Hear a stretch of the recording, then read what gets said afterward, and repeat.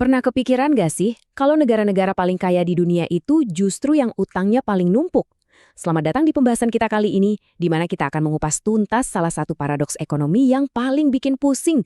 Dan kita akan lihat dunia utang negara dengan cara yang sama sekali baru. Nah, ini dia pertanyaan intinya. Kenapa sih negara yang bikin iPhone, yang jadi pemimpin inovasi kesehatan, dan yang politiknya stabil banget, kok malah punya utang triliunan dolar? Ini bukan cuma soal angka loh, ini tuh teka-teki yang seolah-olah menentang semua logika ekonomi yang kita tahu. Yuk, kita pecahkan bareng-bareng. Sekarang, coba deh lihat angka-angka di layar ini. Ini bukan sekedar grafik biasa. Coba bayangin, utang pemerintah Jepang itu lebih dari 2,5 kali lipat dari semua barang dan jasa yang diproduksi negaranya dalam 1 tahun penuh. Gila kan? Amerika Serikat dan banyak negara Eropa lainnya juga angkanya jauh di atas 100%. Ini nunjukin betapa masifnya fenomena yang lagi kita bahas ini. Utang itu udah kayak jadi bagian dari DNA ekonomi mereka. Oke, untuk membongkar misteri ini, kita akan telusuri secara terstruktur ya. Pertama, kita pahami dulu inti paradoksnya. Terus, kita bedah dari 4 sudut pandang yang beda banget. Kita juga bakal lihat gimana utang itu bisa berubah dari beban, jadi semacam senjata kekuasaan. Dan terakhir, kita ambil pelajaran penting yang bakal mengubah cara Anda melihat ekonomi global selamanya. Kita masuk ke bagian 1, paradoks utang. Logika sederhana kan bilang, kalau negara kaya, ya harusnya nggak punya utang dong. Tapi, ternyata di panggung dunia, logika itu kayaknya nggak berlaku. Mari kita bongkar kenapa bisa begitu. Nah, untuk bisa paham, kita butuh beberapa kacamata yang berbeda. Jadi, kita akan analisis dari 4 sudut pandang, mulai dari kondisi demografi di dalam negeri, strategi geopolitik, logika ekonominya, sampai ke struktur sistem keuangan global itu sendiri. Pertama, yuk kita lihat ke dalam negerinya dulu. Ambil contoh deh Jepang atau Italia. Populasi mereka itu menua dengan cepat. Artinya apa? Pemerintah harus keluar uang lebih banyak buat dana pensiun dan layanan kesehatan. Sementara jumlah pekerja yang bayar pajak makin sedikit. Belum lagi biaya buat merawat infrastruktur canggih kayak kereta super cepat atau jaringan listrik pintar. Nah, semua ini kan bikin lubang di anggaran yang mau nggak mau harus ditutup pakai utang. Sudut pandang kedua, geopolitik. Coba bayangin ini kayak papan catur global. Di sini, utang itu bukan kelemahan, tapi justru bisa jadi pion strategis. Buat negara adidaya, utang itu dipakai buat membiayai pangkalan militer di seluruh dunia, mendanai aliansi, dan mempertahankan pengaruh mereka.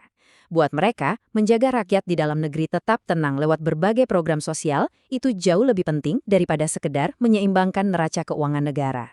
Dan inilah kekuatan super ekonomi mereka yang disebut exorbitant privilege. Coba deh bayangin. Anda bisa ngutang pakai mata uang yang Anda cetak sendiri. Nah, itulah yang bisa dilakukan Amerika Serikat. Karena seluruh dunia butuh dan percaya sama dolar, Amerika bisa minjem dalam jumlah yang luar biasa besar. Dan secara teori nggak akan pernah gagal bayar. Kenapa?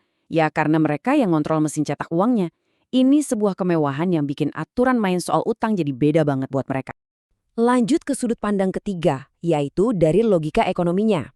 Negara-negara maju ini tuh ibarat mercusuar di tengah lautan badai keuangan.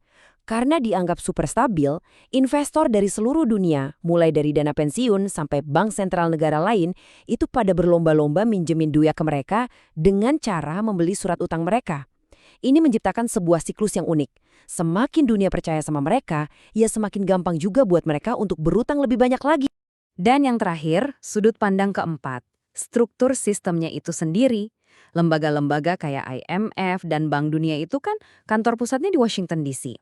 Aturan main keuangan global itu ditulis dan ditegakkan oleh negara-negara ini.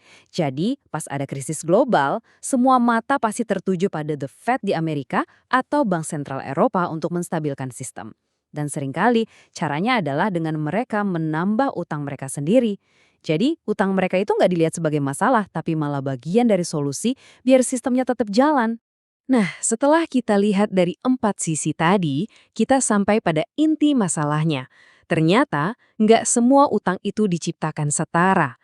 Di dunia ini ada 2 jenis utang. Dan perbedaannya itu bukan di angkanya, tapi di kekuatannya. Dan slide ini benar-benar menggambarkan perbedaannya dengan jelas banget. Di satu sisi, buat negara maju, utang itu alat kebijakan. Mereka ngutang pakai mata uang sendiri, bunganya rendah. Di sisi lain, buat negara berkembang, utang itu seringkali jadi jerat. Harus ngutang pakai mata uang asing, bunganya tinggi, dan resiko gagal bayarnya bisa memicu krisis ekonomi. Ini 2 realitas yang benar-benar beda jauh. Kutipan ini, wah, benar-benar merangkum inti dari semua yang kita bahas. Utang, dalam konteks negara-negara kuat, itu bukan sebuah kesalahan atau tanda kelemahan. Justru sebaliknya, itu adalah bagian integral dari cara mereka mengatur ekonomi domestik dan memproyeksikan kekuatan mereka ke seluruh dunia. Oke, kita udah bedah kenapanya. Sekarang bagian yang paling penting. Apa sih pelajaran yang bisa kita ambil dari semua ini? Apa yang harus kita ingat pas kita dengar berita soal utang negara yang angkanya fantastis itu? Pelajaran kuncinya adalah ini. Jangan cuma terpaku sama besaran utangnya, tapi lihat kualitasnya. Pertama, struktur utangnya. Ini utang dalam mata uang sendiri atau mata uang asing. Kedua, tujuan utangnya. Ini utang buat membangun masa depan atau cuma buat bertahan hidup. Ketiga, kapasitas institusinya. Negara ini punya sistem yang kuat nggak buat ngelola utang itu? Dan yang paling krusial, apakah dunia masih percaya sama negara itu? Itulah pertanyaan-pertanyaan yang sesungguhnya. Jadi, pada akhirnya, kesimpulan yang bisa kita ambil mungkin kedengaran agak radikal. Utang raksasa di negara-negara maju itu bukanlah sebuah kerusakan dalam sistem.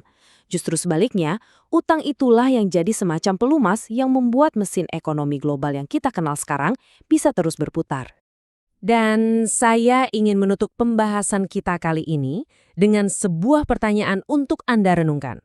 Setelah melihat semua ini, menurut Anda, utang dalam skala global ini sebenarnya sebuah rantai yang pada akhirnya akan menjerat kita semua? Atau justru sebuah fondasi tahta yang menopang kekuasaan negara-negara tertentu? Terima kasih sudah menyimak.